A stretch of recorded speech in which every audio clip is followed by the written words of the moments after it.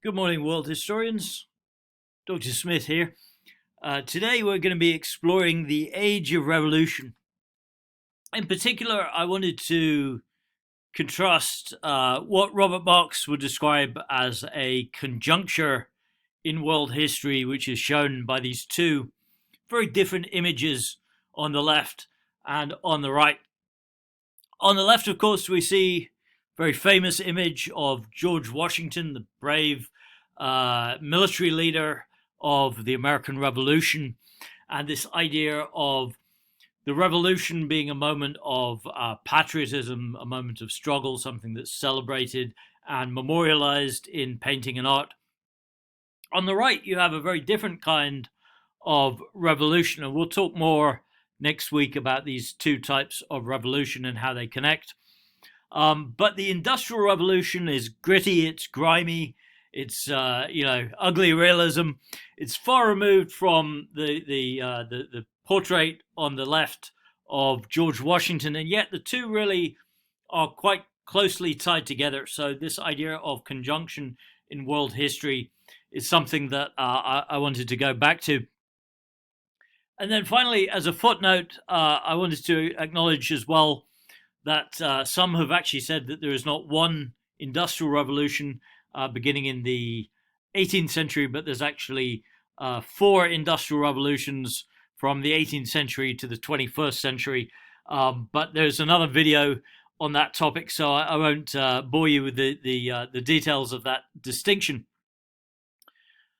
I do, however, want to make clear that for the sake of argument, when we refer to the Industrial Revolution today, we're referring to the first Industrial Revolution, the Industrial Revolution of the 18th century, which was a revolution of steam power, of automation, which begins in Great Britain, of course, my old country, but which is also talking about conjunctures in world history, is inescapably tied to the growth of empire, the growth of colonialism.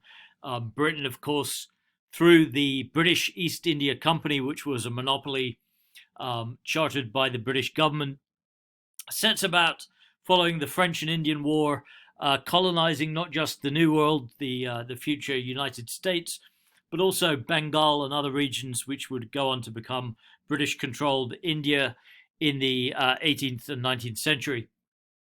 Now, this British control in India has many consequences for the population, one of which is, of course, the exportation of cotton textiles, which are manufactured for the first time in factories in cities like Manchester and Liverpool, and then are shipped halfway across the world and exported to India and other places. And the irony here is, of course, India was the birthplace of cotton textiles. This is where the cotton textile industry originated, in small workshops and factories on a much smaller scale than you would see during the Industrial Revolution. And yet, because of British colonial policies, because of their trade embargoes and policies of that sort, there was a prevention of Indians from being allowed to export their cotton production, and many of the cotton weavers, many of the textile artisans who had practiced their craft in India for generations were reduced at best to producing cash crops, growing tea, or even worse, growing opium, or in some cases reduced to misery and unemployment and even starvation. So you can see that in terms of economic inequality, and we'll talk about that theme next week, the economic development of Great Britain and the factory system producing, of course, internal inequalities, but great wealth for Great Britain, would result in great disadvantages and great suffering in India and other parts of the world as a result of globalization. There is also another irony, which is that the British were at this time turning away from the old mercantilist policies of global trade, the economic theory that was centered on empire, which had sort of imagined there was a kind of fixed amount of wealth in the world, and that empires existed to control the wealth and to carve up the pie. And this new theory of free trade, led by industrialization, led by innovation and global early capitalism, believed that free trade would create greater wealth and greater prosperity in the world.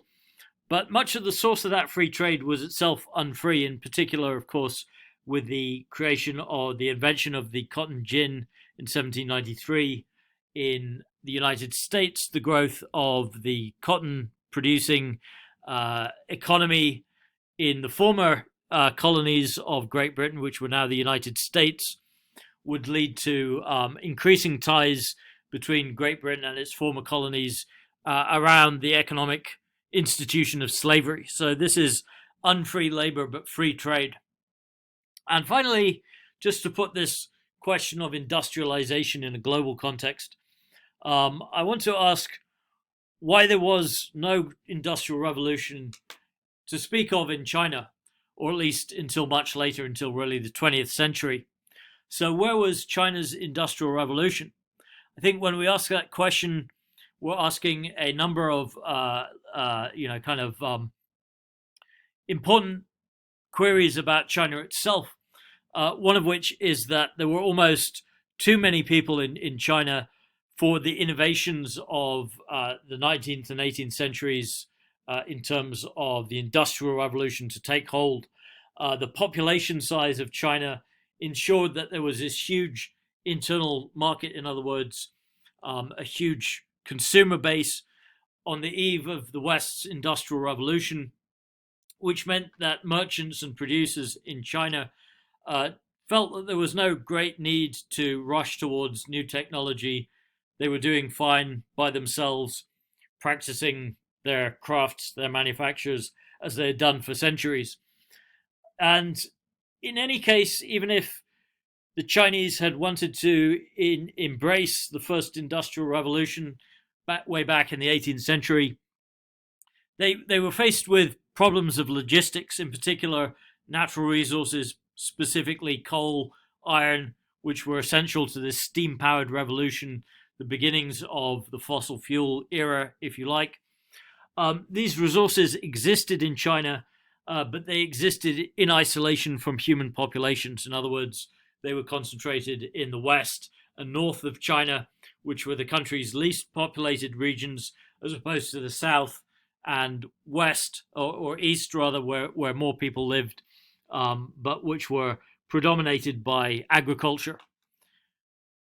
There was, of course, connections in world trade between China and the rest of the world, connections which had gone on for many centuries. But by the 18th century, Chinese balance of trade was really out of sync.